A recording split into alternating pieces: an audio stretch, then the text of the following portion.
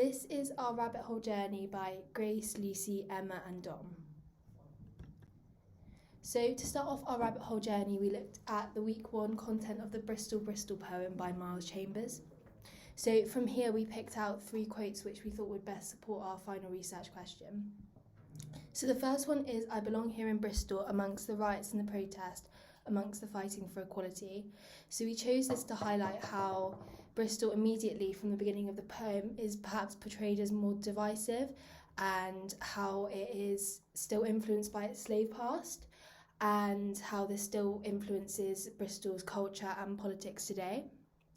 So the next quote we chose was, "I belong here in Bristol with the old money business and the entrepreneurs wheeling, dealing, trying to own the city." So this again portrays Bristol as quite divided, but however this isn't from a race perspective, it's more from a financial perspective, and how old money is almost written in a sarcastic tone about how they still view old business and Bristol's old economics as still dividing perhaps a more class system. And the final quote we chose was, "Stand on the suspension bridge, see the communities within the community integrated and not segregated."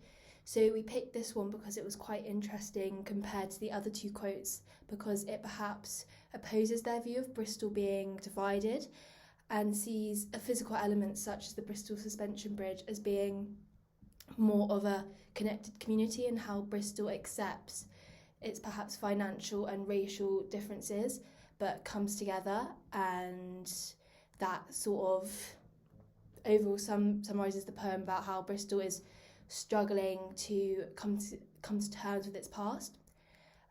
So we use this to start our rabbit hole journey because it immediately portrays Bristol as having trouble with its past, and we also chose it because it is written by Miles Chambers, who is a Bristol local, so he has more of a sort of first-hand perspective, and he was elected City Poet in 2016, so he is obviously well looked upon within the city. In week 2, we were introduced to the history of forced labour in Bristol, in particular its past as a port city that played a crucial part in the British Empire and its transatlantic slave trade, which provided the foundations for the creation of Bristol as a city today. Bristol was, in fact, Britain's busiest slave port in the 1730s. The quote seen on the slide from Mads Dresser stood out to us as it outlined the great importance of slaves being traded for Bristol's growth as a city. We began by watching some of the Bristol episode of the Channel 4 documentary series Britain's Most Historic Towns. In this introductory video, we were shocked at just how great was the scale of this slave trading, with Bristol merchants shipping over 500,000 people into slavery, and these people being recorded as numbers rather than with names. We wanted to understand more on Bristol's role in the transatlantic slave trade and what evidence remains, and we did so by looking into historical archives which give valuable raw primary information, as well as looking at other research conducted by prior historians. There was one ship that caught our eye in the video, the Black Prince slave ship, which left Bristol for Antigua on Thursday the 6th of May 1762. It contained 438 slaves on its journey, many of which did not survive, and when they died they were normally thrown overboard. Shockingly, this number includes slave boys, women and children. This is where we delved deeper into this specific ship, and we found out that this ship would embark on numerous other trips to West Africa in the following years.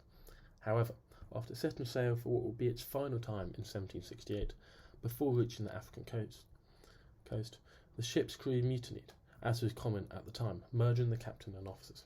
The mutineers renamed the ship Liberty, elected new officers and set sail for Brazil. After finding out what eventually happened to the people on board the Black Prince slave ship, both the leaders and the slaves, we wanted to look further into the lives of people at the time. Following on from the previous discussion, in our follow-up tasks and research, we delved into the lives of slave owners and their slaves, in particular John Prattle-Pinney and his personal slave Perry Jones. John Prattle-Pinney was a merchant and painter who became a West India merchant at Bristol in 1783. Pinney, in 1783, formed a West India Commission House in Bristol with James Tobin. The firm lasted until 1850 and traded mostly with St Kitts and Nevis. In 1786, he joined the Bristol West India Society, which lobbied against the abolition of the slave trade and slave emancipation. At the time of his death in 1818, it was estimated he was worth around £267,000. Perry Jones was bought by Pinney at age 12 on the 4th of July 1765 for £115 from Joanna Jones. After being trusted to be Pinnie's manservant in Nevis and even help out in business, Perrot went with Pinnie in July 1783 when the Pinnies left for England. Perrot died in 1798, with Pinnie actually relieved at his passing as he could no longer depend on him. Intrigued by the lives of Pinnie and in particular his personal slave Perrot, we wanted to know more about how they are remembered today in Bristol. We took a walking tour of Bristol where we spotted a few sites we'd like to visit ourselves. During our field trip to Bristol, we saw and walked over Perrot's Bridge and noted with great interest how the bridge was named after him using spray paint on the side of the bridge rather than with a more traditional sign. Additionally, we found out that the house where Pinnie and his family lived with Perrot is viewable today, and so we researched and paid a visit to the Georgian House Museum. This further led us down a rabbit hole of just how these key figures of Bristol's slave-ridden path are remembered, and perhaps commemorated today. After looking at Pinnie, we became interested in another key figure in Bristol's role in the transatlantic slave trade, Edward Colston, who we were introduced to in the forced labour content of the word press. Colston was a slave trader, politician and philanthropist. He was a member of the Royal African Company who were responsible for the transport of 80,000 men, women and children as slaves. Yet, despite his participation and profit from the slave trade, he is described on his statue as one of the most virtuous and wise sons of the city. In fact, his name became notable, and for many years he's had streets, venues and schools named after him. One of these in particular was Colston Girls' School, which after initial resistance to do so, changed its name to Montpellier High School in 2020. This was a complex process, but the change was welcomed by students who had felt uncomfortable with the name and campaigned for the change. Learning about Colston's life and the way he has been remembered engaged us in a wider thought and discussion of whether Bristol's past should be discarded or remembered. On our field class to Bristol, we visited the M Shed to explore more information about Bristol's role in the transatlantic slave trade. We found this painting called Sold Down the River by Tony Forbes, which was a response to the failure and neglect in recognising the harmful past and close relationship the city has to slave trade in the Festival of the Sea in 1996, which celebrated the city's maritime history. The artist describes how this felt like a slap in the face that broke my heart. This demonstrates how, by ignoring the past and legacy of the city, harm is being caused to the present and future Bristolians, particularly those within marginalised groups in society. This further led us to be interested in how history is represented and how it should be, alongside the impact and power that art can have on representation. Following on from our investigations into artwork, specifically based upon Bristol's slave trade history, we became interested in other forms of representations in Bristol. There has been a number of pieces around Bristol, and they all have a different message.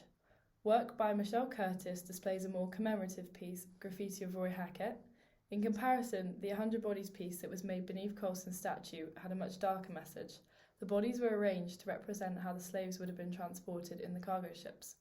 It was inhumane and had an unsettling feel to the piece, especially as it was beneath Colston's statue that had a significant meaning. Looking further into Colston's statue, we researched into riots, the Black Lives Matter movement in particular. The statue of Colston was torn down and vandalised. The locals had been campaigning for the statue to be removed and tensions had risen. After tearing it down, protesters knelt on the neck of the statue, which had reference to the murder of George Floyd. To conclude our rabbit hole journey, we began with the poet Miles Chambers, who sparked our initial investigation into Bristol's dark history. We then looked into forced labour as a concept within Bristol and at Perrot's Bridge and the Georgian House Museum. This led us onto the statue of Colston, and we looked into representations of Bristol's history around the city. Michelle Curtis was an artist we discovered who made us question whether artwork was the best way for Bristol to remember and acknowledge its past. To conclude our rabbit hole, the research question we came to was, is artwork the most impactful way for the city to appropriately acknowledge its history of forced labour?